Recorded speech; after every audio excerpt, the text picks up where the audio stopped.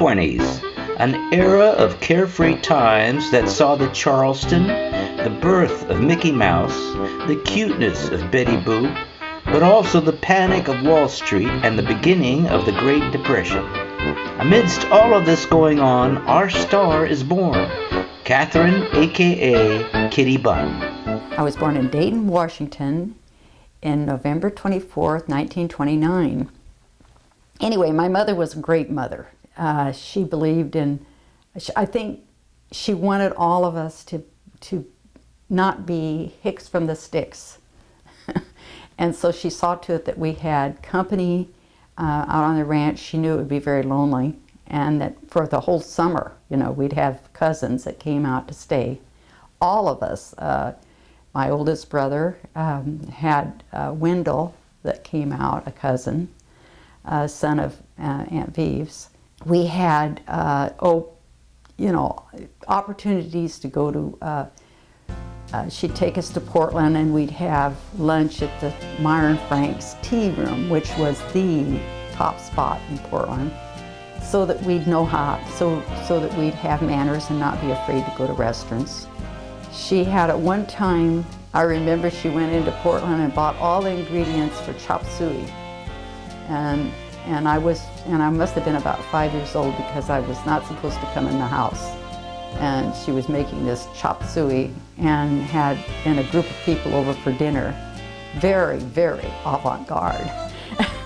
At one point, my parents bought a house in the Dalles. Now this was for the purpose of seeing to it that we had a better education. All of us went at one point or other to school in the Dalles. And I went all 4 years to high school in the Dalles. And I rode my little Shetland pony to the one-room schoolhouse in Clem. They had a horse barn and a well, except, of course, not during the winter. And it's a 5-mile ride. So when I got to high school at the Dalles, the first year was a big adjustment. That first year was really difficult. And, but then the second year was wonderful. I knew a group of people and had a group of girlfriends, and she would always invite them out to the ranch, and they loved to come because in large groups, like 5 or 6, and they would love to come. They still talk about it. Debbie still talks about coming out because we go to dances, and the boys in Condon would dance with you.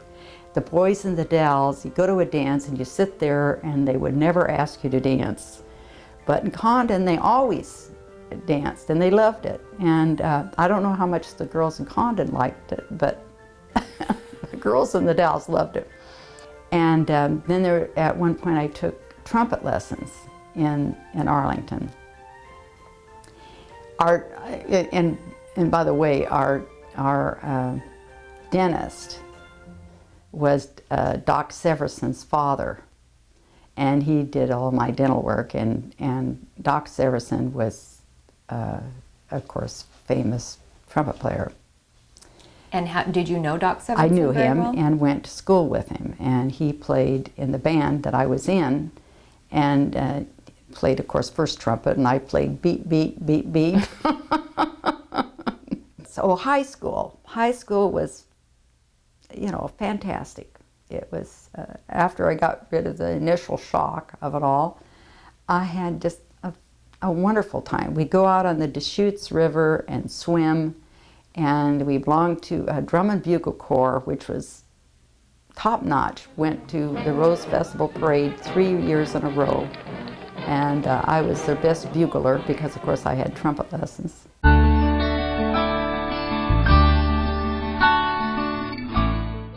At one point, I drove wheat truck, and it was easier than cooking. At first, I helped my mother in the kitchen, and during the summer, and it was hard work, to get up in the morning and make biscuits and pies and cakes, and we always had dessert at lunch and dinner. And it was paid more and was less work to drive the wheat truck, I found out. But I couldn't do that, of course, till I had a license.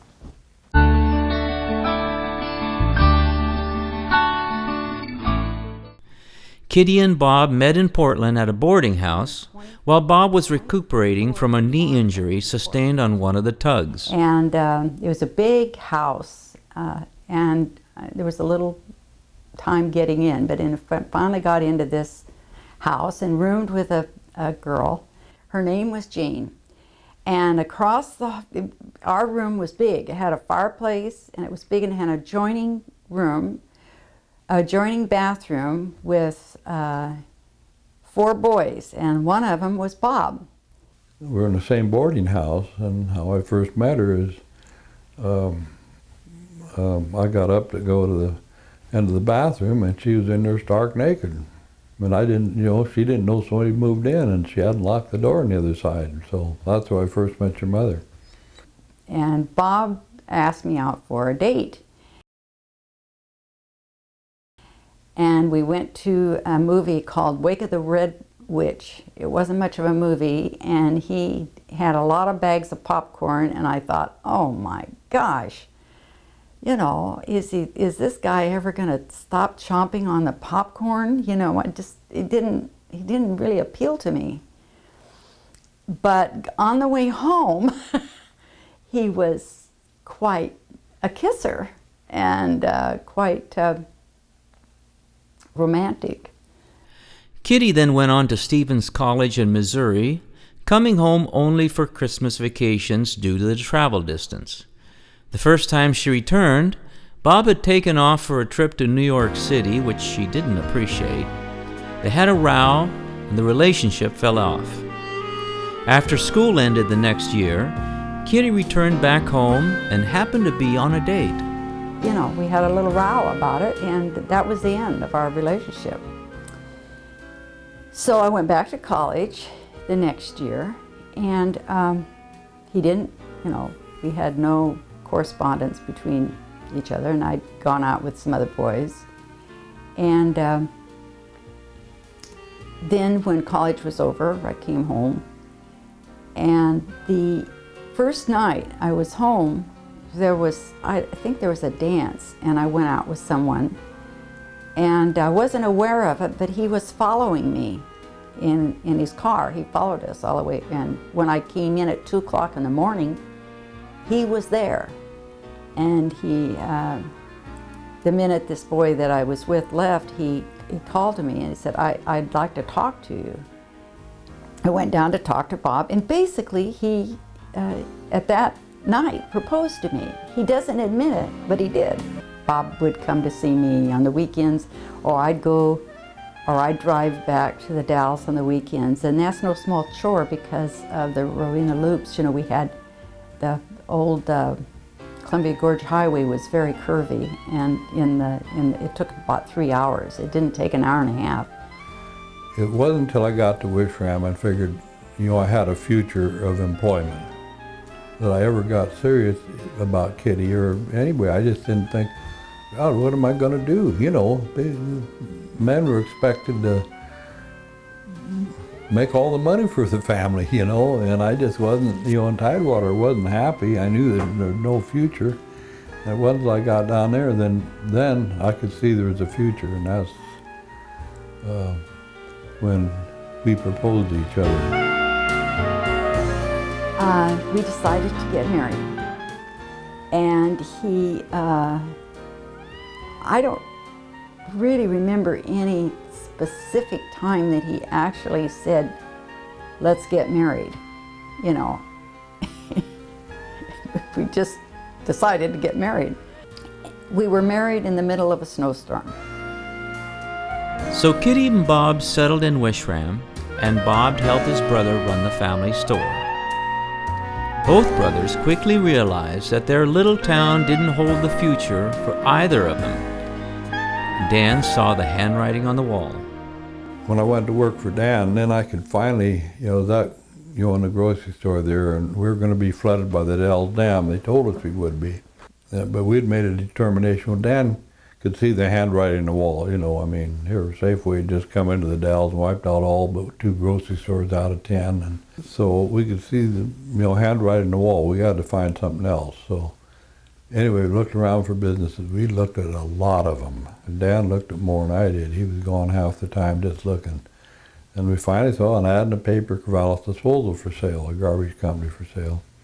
Married in December, I think in January or February, when we found the garbage business for sale, and it was a quick sale. And so we moved there in April '52 is when we took over. We didn't have any money, so we really didn't have anything to lose. And Bob had this $10,000 that his parents had given him, and he also had his brothers and sisters had said they would help with the down payment. And I worried about it, I worried about every payment. I worried that we wouldn't make it, or that, it was. And because I worried so much, I think he kept, a lot of times he wouldn't say, because I worried so much about it. Anyway, we picked the right time. Well, when we bought it, I said $9,000 down, but we put there was a commission of 10% too that they were paying, so we took over that and paid that over 10 years too. So we really didn't put very much down, $3,000 or $4,000, I think.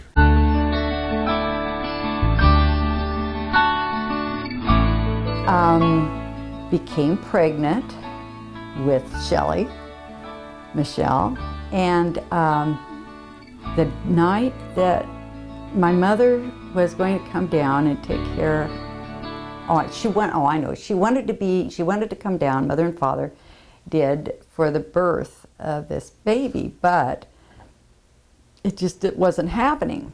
And they were down there, and they were just about to go home. Father had already gone home. He'd given up. And mother was still there, and we were playing canasta. We were playing canasta with some friends that we always played canasta with. And the Overmans were their name. And anyway, I said, I think, we're going to have to stop this game of canasta, because oh, really? Why? Well, I'm having some pains, and I think I better go to the hospital. Oh! So, you were born, and, you were so cute. You were sociable, and I could still see you crawling with your Australian crawl across the floor and keeping us all amused with your banter. You'd take the toy telephone. At one point, I remember you taking the telephone up, and you couldn't talk, but you could make all the sounds just like you were talking, having a conversation, mimicking me, and you were hilarious. And we lived, at that time, we lived in a duplex in Corvallis, and it was decided that we should build a house. So the house was done. I don't remember, how many years it took, but seemed like years, months. And came back to the house, and about that time, I was pregnant again, and about that time, just as we were moving into our house, Julie was born. And you called Julie Dee Dee. Then Tracy came along, and the morning that Tracy, when I woke up in the morning and had a few labor pains, Myrnie Stone came over and took care of you while I went to the hospital and had Tracy. And then my parents came down and picked you up and took you back to the Dalles, where they took care of you. And I had made a new friend with Corrine, who lived down the street. It was decided that Corrine said, "Wouldn't you like to have a painting for your living room? But why don't we take a class?" And so we got the boys, her husband and my husband, to watch our kids. And we went down to the university to take these classes. Well, I was just hooked. I mean, I just loved to paint some, and we'd take our paintings back to Fairbanks Hall and haul them in. Now they were wet, and haul them in, haul of our painting equipment in, and spend 3 hours once a week painting. In the early 60s, Kitty became a member of the Corvallis Art Center with her dear friend Corrine as its director. She also became a member of the Portland Art Museum and has been active ever since, showing her art, supporting its membership, and traveling with the museum to far-off places like India.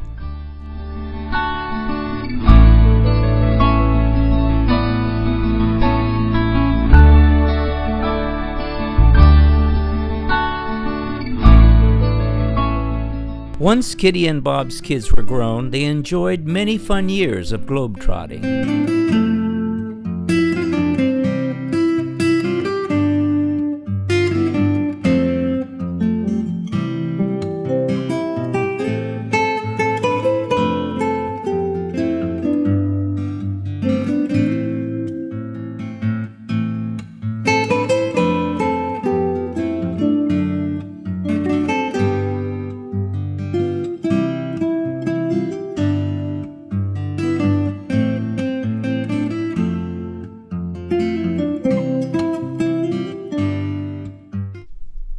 In Kitty's 90 years, her love of creating art and spending time with family and friends continue to give her great joy.